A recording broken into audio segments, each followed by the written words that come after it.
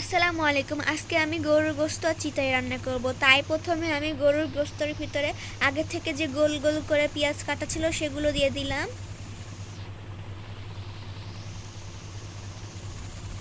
এখন আমি দারচিনি তেজপাতা দিয়ে দিলাম।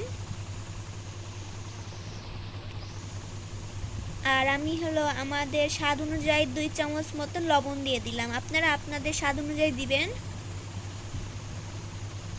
আর আমরা ঝাল একটু কম খাই, এজন্য আমি 1 চামচ মরিচের গুঁড়া দিলাম। আপনারা আপনাদের ঝাল অনুযায়ী মরিচের গুঁড়া দিবেন। আর 1 চামচ হলুদের গুঁড়া দিলাম। এখন আমি এর ভিতরে দিয়ে দেব আদা, রসুন, জিরা বাটা আর সামান্য একটু তেল দিয়ে দিলাম। আর আমার হাত জলে বলে আমি ছন্নি দিয়ে এটি ভালোভাবে মাখিয়ে নেব।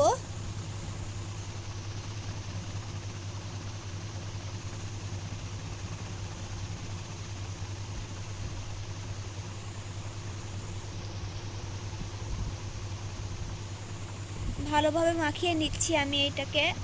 ভালোভাবে মাখানো হয়ে গেলে আমি এর ভিতরে সামান্য একটু পানি দিয়ে দিলাম। পানি দিয়ে একটু আমি নাড়াচাড়া করে নিলাম এটাকে ভালোভাবে, দিয়ে এটাকে কিছুক্ষণের জন্য ঢেকে রাখলাম।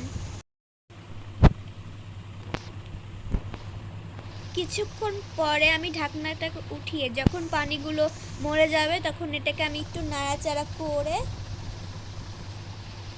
এর ভিতর আলু দিয়ে দিব। তো এখন আমি আলু দিয়ে দিলাম।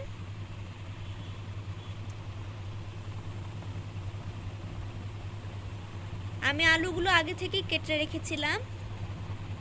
এখন এটাকে আমি ভালোভাবে মাখিয়ে নিব এপাশ ওপাশ করে। এবার আমি এটাকে ঢেকে দিলাম কিছুক্ষণের জন্য। কিছুক্ষণ পর এটাকে আমি আবার তুলে একটু নেড়ে চেড়ে নেব।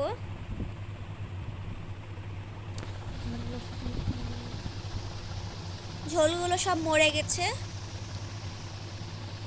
দিয়ে আমি এটাকে ভালোভাবে নাড়াচাড়া করে আবার এর ভিতরে একটু পানি দিয়ে দিব সিদ্ধ হওয়ার জন্য। গরুর গোশত সিদ্ধ হতে একটু সময় লাগে।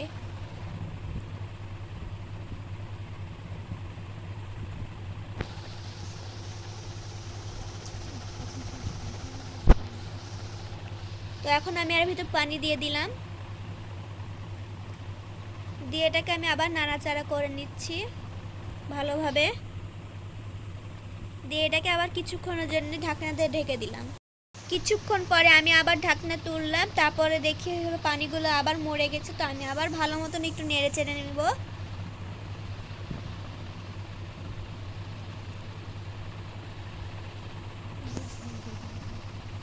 দিয়ে আমি এটা ঝোল করার জন্য আমি পানি আবার দিয়ে দিব।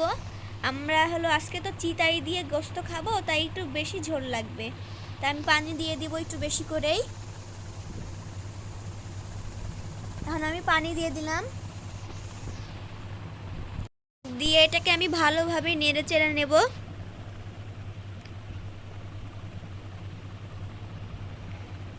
ভালোভাবে নাড়াচাড়া করার পর এটা আমি কিছুক্ষণের জন্য আবার ঢাকনা দিয়ে ঢেকে দিব।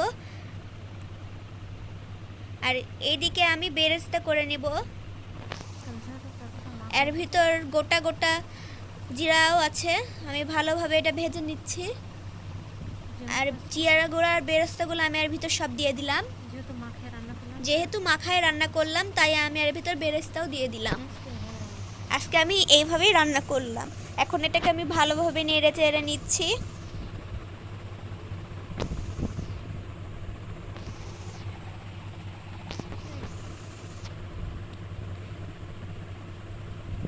আমার রান্না প্রায় হয়ে গেছে।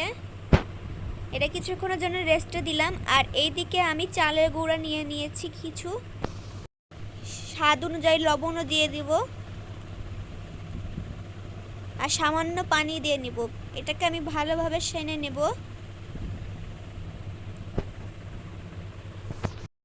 তাই এটাকে আমি ভালোভাবে আস্তে আস্তে সেনে নিচ্ছি। আপনারা যত সানবেন তত চিতাইটা ফুলবে, ভালো হবে।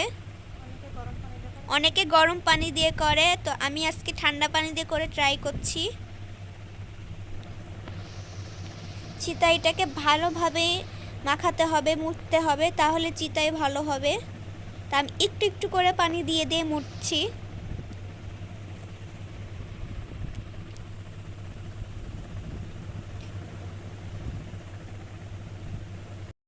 এখন প্রায় আমার চালের আটা মাখানো হয়ে গেছে।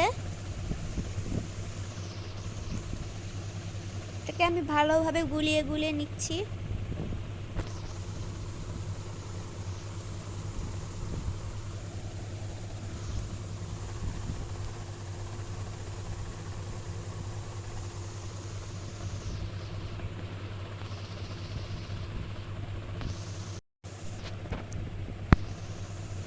আর এইদিকে আমি মাটির খোলা তে 2 চামচের মতন চালের মিশ্রণটা দিয়ে দিলাম, দিয়ে কিছুক্ষণের জন্য ঢেকে দিব।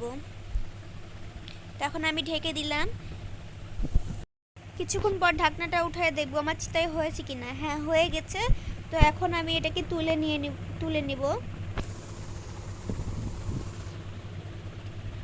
আমি আবার 2 চামচের মতন আটার মিশ্রণ দিয়ে দিলাম, কিছুক্ষণ ঢেকে রাখলাম। তারপর এটা আমি আবার উঠিয়ে নেব।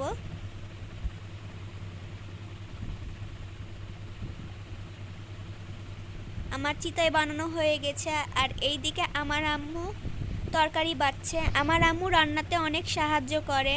আমি কেবল শিখছি, আমার আম্মু আমাকে অনেক সাহায্য করছে এই রান্না করাতে। তো আমার আম্মু এখন বাটিতে গোস্ত বাটছে।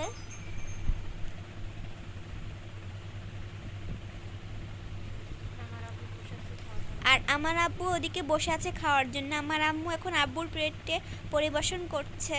এখন দেখি আব্বুর মতামত কেমন। আব্বু কি ভালো লেগেছে?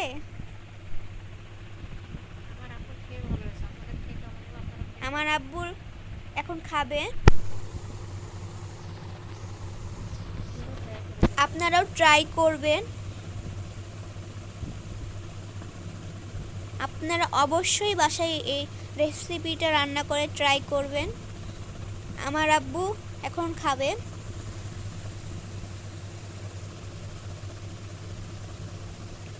আমার আব্বু বলছে অনেক মজা হয়েছে। তো ভিউয়ার্স, এই পর্যন্ত। আসসালামু আলাইকুম।